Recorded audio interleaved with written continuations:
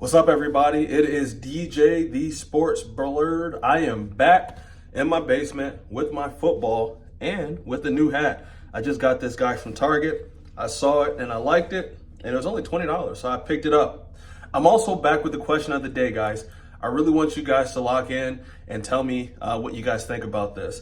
Question of the day: is there an asterisk on the Buckeyes season if they go on to win the national championship? Serious question. Let me know down in the comments down below. I have a friend of mine who's a Michigan fan, and he asked me, hey, with the loss to Michigan this year, when there wasn't supposed to be a loss, 13-10, if you guys have been watching my channel for a while, you guys know I can't forget it, right? With that loss, does that put an asterisk on the Buckeye season if they beat Notre Dame in the national championship? My answer, yes, it does put an asterisk. Think of the season as a test, right? And in this test, there's a couple of questions that you have to pass, right? That you have to answer correctly to pass the test. For the Buckeyes, their question was beating Michigan. Did you beat Michigan? No. Did you win a national championship? Yes. You get an A on the test, not an A+ if you lost to Michigan. So for me, I do think that there is going to be an asterisk on the season if you don't beat Michigan.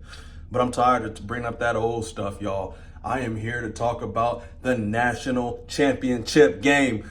I'm going to give you my prediction as well later in this video. Now, my prediction is going to be my score prediction. Ohio State's going to win this game. They're going to come in, they're going to dominate, they're going to lay pipe to Notre Dame, but I'll tell you my score later in this video.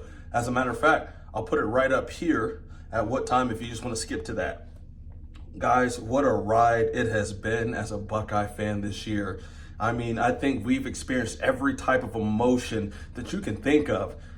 Happiness, anger, frustration, being elated, right? Smoking Tennessee, smoking on that Texas pack, right? All of it. We've experienced every feeling that you can think of as a Buckeye fan this year.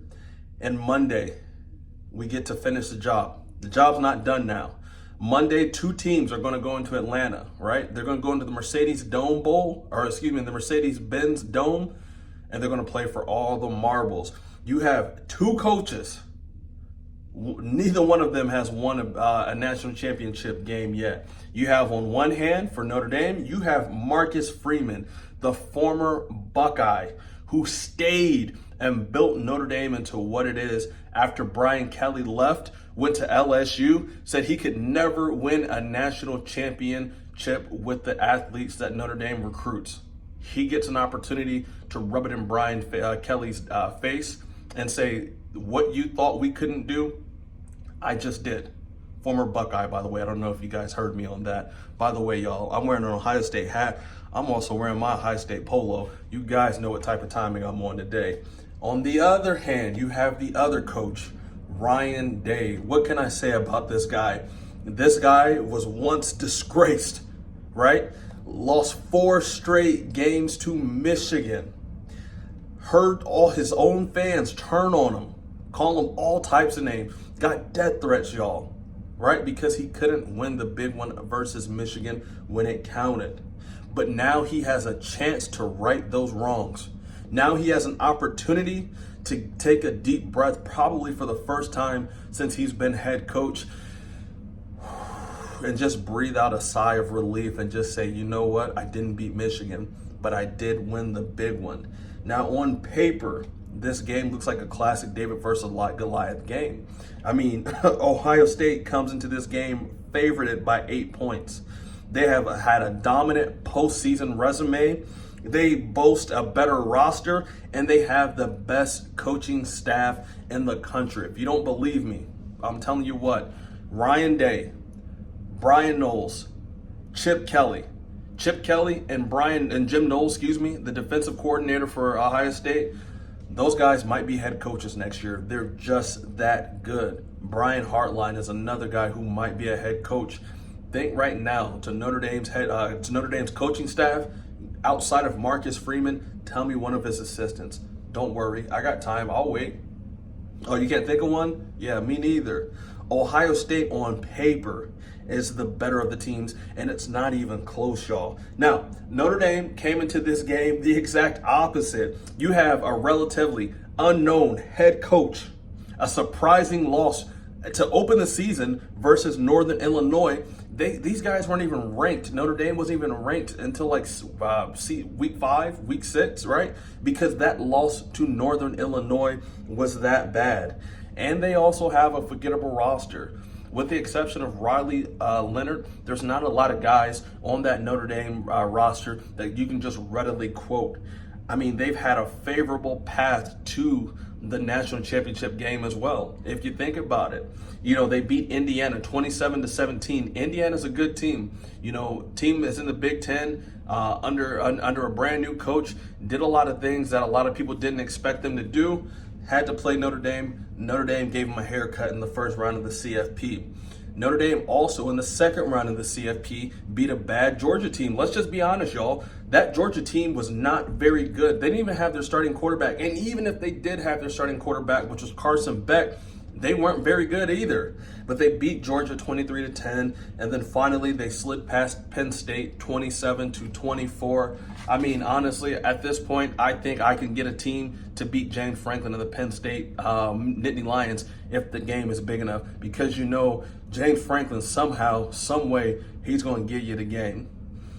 They haven't played a team like Ohio State, and there's nothing Notre Dame will be able to do to stop Ohio State come Monday. Think about this, y'all. Quinshon Judkins, 2 touchdowns versus Texas. Travion Henderson, a 75-yard receiving touchdown to go into halftime versus Texas. Will Howard, out of the 4 CFP games, he's only been sacked. Well, he's only been sacked twice. Now, he's going into his 4th CFP game. He's already played 3. But in the first 2, he wasn't sacked not one time. Texas did get to him a little bit, and they sacked him twice. And then you have Captain Jack. Captain Jack Sawyer, proud resident of Pickerington, where I live. 5 sacks in the CFP and then 1 touchdown. That strip sack versus Quinn Ewers, where he ran it back 82 yards, that is going to be one of the things when he comes back to Ohio State years later, he's going to be able to say, I did that. And then we're never, ever, ever going to forget about that as well.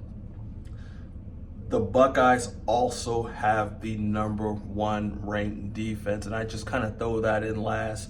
Notre Dame has absolutely no shot. If you're a Notre Dame fan watching this, I'm sorry, but I'm being honest. Notre Dame has absolutely no shot in this game, and I feel so confidently about that I put my own money up on FanDuel, right? I'm not going to tell you the amount. I don't want you to think I'm a degenerate, and I don't really even bet like that, but I feel so strongly in this game, I put money on it because I think it's going to be free money. Notre Dame has had a great story.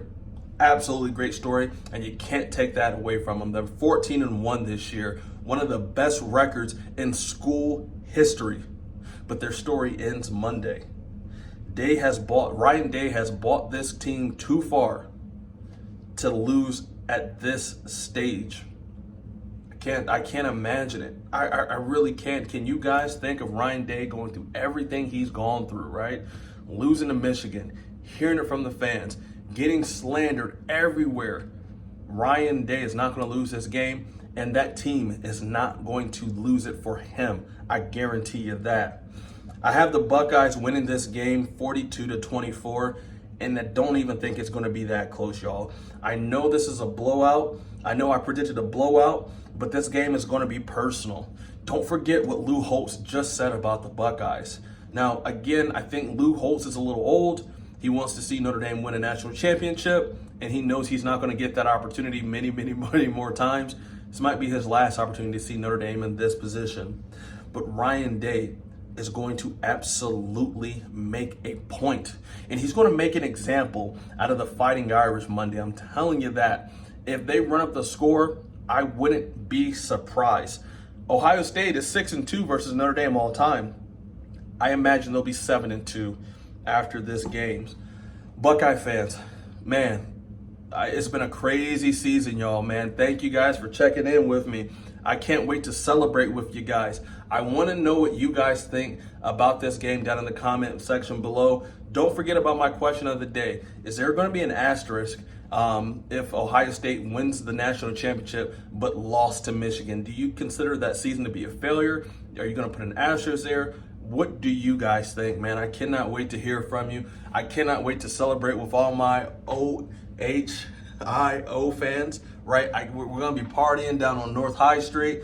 I am so excited. This is the last college football game of this season, and it's only fitting that Ohio State, with their $20 million roster and the team that has the best roster in college football and the best coaching staff in college football, is going to be a part of it, man. It's going to be a big time deal. It's going to be a big time game. I hope you guys enjoy it just as much as I do. I'm going to have some really good videos in the off season as well. I'm going to be doing some player focuses. I'm going to be doing some, not necessarily documentaries, but I do have a couple of guys of mine that I want to introduce the world to. A couple of guys that haven't gotten a lot of tick or a lot of run or a lot of playing time, but they're going to be solid here in the next coming years.